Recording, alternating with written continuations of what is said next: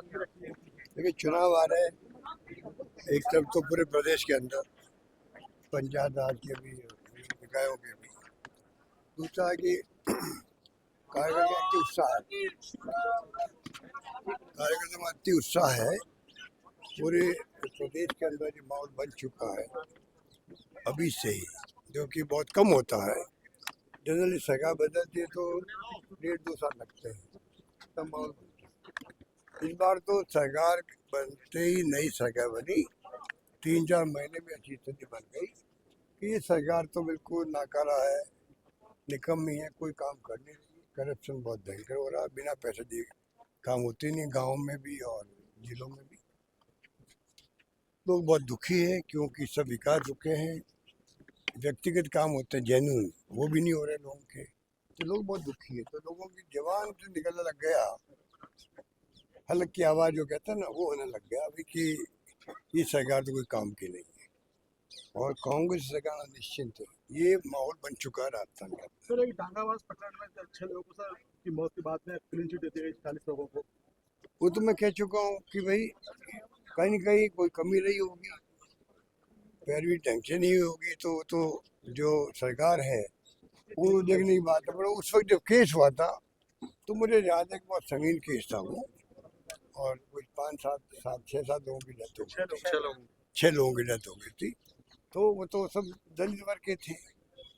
तो छत्तीसगढ़ को हमको चाहिए कि उनको न्याय दिलाने के आगे आना चाहिए। इसमें कोई जाति वाति की बात नहीं होती है, कई काम ऐसे होते हैं, कई घटनाएं ऐसी होती है, उसमें अगर जाति तक हम सोचेंगे तो वो समाज के इंटरेस्ट में नहीं है, किसी के इंटरेस्ट में नहीं होता वो।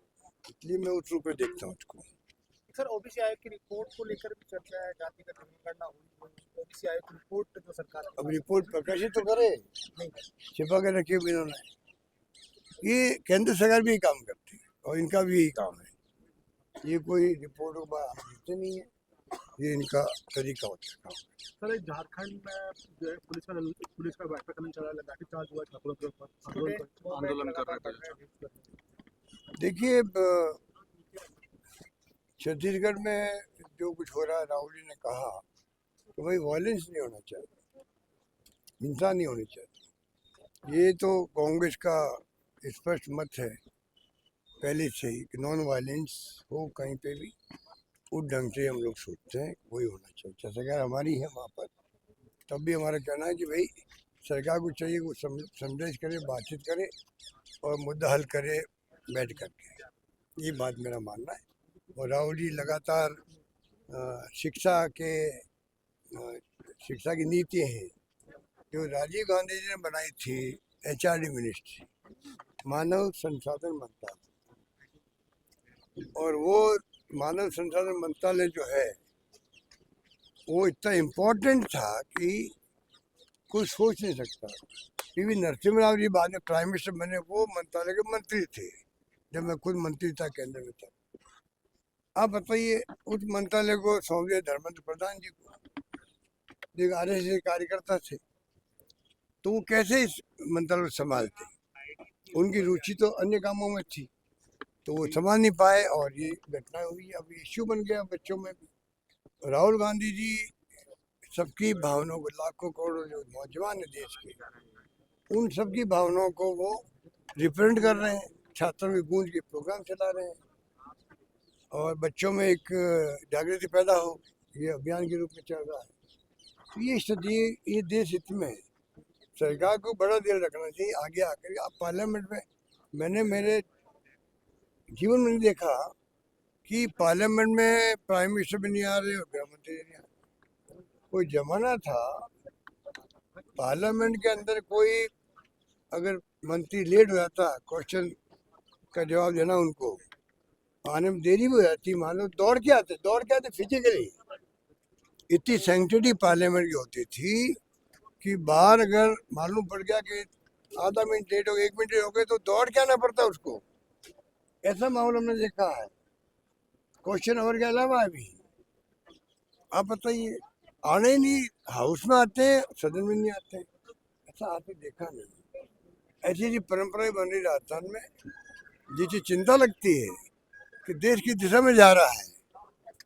किस दिशा में जाएगा कोई नहीं जानता। ये सब जुडिशियल दबाव में, इलेक्शन कमीशन दबाव में, ईडी पीडी है या इनकम टैक्स और ये तो सीबीआई वगैरह से दबाव में काम कर रहे हैं। तो सरकार की बहुत फजीहत हो रही है, क्रेडिबिलिटी बहुत डाउन हुई है। मेरा मानना है कि अभी देश और दुनिया में चर्चा है हिंदुस्तान की, ये मेरा मानना है। सर, जिस तरीके से पर आपका क्या कहना है? जो केंद्र सरकार लाने के प्रयास में है, परिसीमन बिल लाया जा सकता है।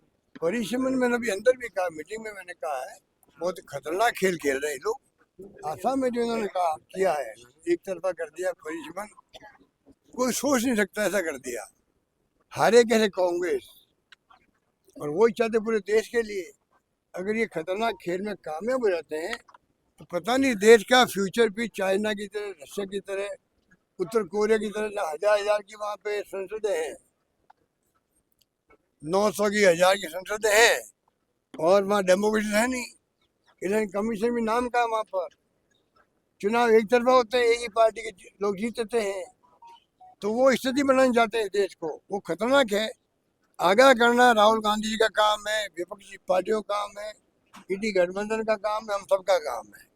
और मैं सबको आह्वान करता हूँ, जनता को भी, कार्यकर्ताओं को, नौजवान पीढ़ी को भी, आप वाच करो देश में क्या हो रहा है, वरना इतिहास हमें ही माफ नहीं करेगा।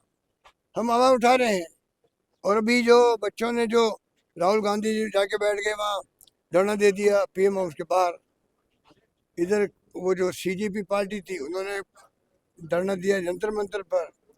पूरे देश के जो नौजवानों ने, तमाम इंडिया गठबंधन के जो लोग थे, कांग्रेस के लोगों ने तो ऑफिशियली प्रदेशों में, जिलों में, ब्लॉकों में आंदोलन किए उस वक्त में। सब नई पीढ़ी वापस सड़कों में आ गई थी।